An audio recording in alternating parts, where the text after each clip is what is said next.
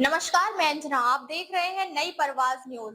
विदर्भ की बुलंद आवाज, सच, संविधान और समाज के संकल्प के साथ हम लेकर आते हैं आपके लिए हर वह खबर जो आपके जीवन, आपके अधिकारों और आपके क्षेत्र से जुड़ी है। बिना किसी दबाव, बिना किसी पक्षपात के, सिर्फ तथ्य, सत्य और जनहित की पत्रकारिता। तो आइए अब रुख करते हैं इस वक्त की बड़ी और अहम खबरों की ओर। शिक्षा मंत्री धर्मेंद्र प्रधान का इस्तीफा, छात्र आंदोलन की बड़ी जीत, देश भर में जश्न। केंद्र सरकार के शिक्षा मंत्री धर्मेंद्र प्रधान ने अपने पद से इस्तीफा दे दिया। ये फैसला देश भर में प्रतियोगी परीक्षाओं में कथित अनियमितताओं, विशेषकर नीट यूजी परीक्षा विवाद को लेकर लंबे समय से चल रहे छात्र आंदोलनों और बढ़ते जन दबाव के बीच सामने आया है।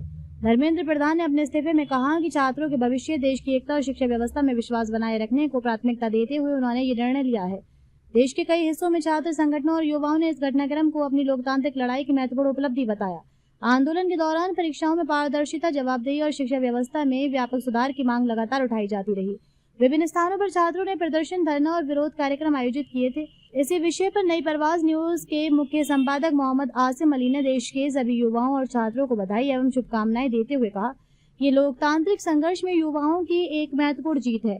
देश के हर छात्र और युवा ने अपने अधिकारों की आवाज बुलंद की और लोकतांत्रिक तरीके से अपनी बात रखी। इस संघर्ष में जीत युवा शक्ति की हुई है। सभी छात्रों और युवाओं को हार्दिक बधाई एवं शुभकामनाएं। इनकलाब जिंदाबाद। जय हिंद साथियों, आप सबको मेरी तरफ से बहुत बहुत बधाई, शुभकामनाएं। आप जैसे जानते हैं कि जिस तरीके से देश का छात्र, विद्यार्थी, जेनजी रास्ते पे उतरा था, गली से लेकर दिल्ली तक उन्होंने एक आवाज बुलंद की और उस आवाज बुलंद का नतीजा ये हुआ कि नीट परीक्षा में जो हमारे बच्चे शहीद हुए, उन बच्चों को आज पूरा इंसाफ तो नहीं किया जाएगा, लेकिन उनको इंसाफ मिलने की शुरुआत हो गई है। उसके जिम्मेदार जो भी लोग थे और जो उसके मिनिस्टर थे, उनको आज रिजाइन देना पड़ा। ये बहुत बड़ी जीत है हम सभी जेनजी के लिए, युवाओं के लिए, छात्रों के लिए, कि उनका जो लड़ाई थी उसमें आज उन्हें पहली कामयाबी मिली है।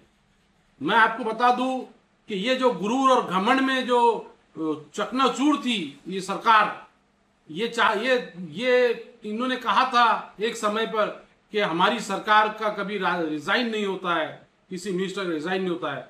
आज जेनजी ने ये दिखा दिया कि देश का युवा, देश का छात्र और जेनजी से बड़ी ताकत इस देश में कोई नहीं है। जो ताकत हमें संविधान ने, बाबा साहब अम्बेडकर ने जो हमें ताकत दी है, उस ताकत का इस्तेमाल करते हुए जिस तरीके से और जो रास्ता हमें महात्मा गांधी ने बताया है, उस रास्ते को ऊपर चलते हुए आज हमारे युवाओं ने ये जीत हासिल की है। मैं पूरे जेनजी को, देश के तमाम युवाओं को और उनके पेरेंट्स को बधाई देता हूँ, उनका आभार व्यक्त करता हूँ और हम सब इस खुशी में उनके साथ शामिल है, ऐसा ऐलान करता हूँ। जय हिंद, जय भारत, जय संविधान। फिलहाल के लिए बस इतना ही। मैं अंजना आपसे लेती हूँ इजाजत। देखते रहिए नई परवाज न्यूज, विदर्भ की बुलंद आवाज, सच, संविधान और समाज के साथ। जय हिंद।